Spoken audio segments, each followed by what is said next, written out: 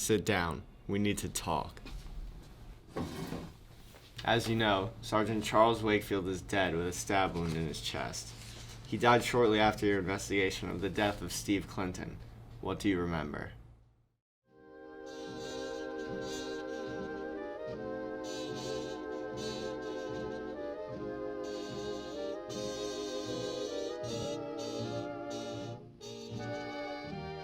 When we arrived, the drug dealer had been dead for 2 hours. His eyes were wide open, his shirt was bloodied, and cocaine was spilled all over the beach. Charles started to analyze the surroundings while I looked over the body. He had 2 stab wounds, one in the lower abdomen and one underneath his left pectoral muscle. Around that time, I saw a hooded figure in the distance. He was peering at the dead body from the fence. You know who it was? A drug dealer from another gang, I assume. The sole suspect of the homicide is my bet.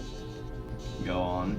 The suspect ran away at a speed I couldn't pursue him at. I returned, and Charles was holding the murder weapon. You let him get away? He was skittish, like a deer on the highway. The only detail I made out was a cut underneath his lip. So, may I continue? Go ahead. Charles had placed the knife next to the body, but he seemed dissatisfied with the whole scene. He decided to stay back and investigate more while I headed home.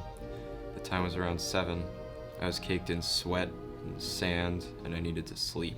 Then you called me, and I came in not 9 hours after I assumed he was murdered. It's a true shame that he passed. I'll talk to you more tomorrow. We need to find that suspect of yours. Get yourself some more sleep. You'll need it.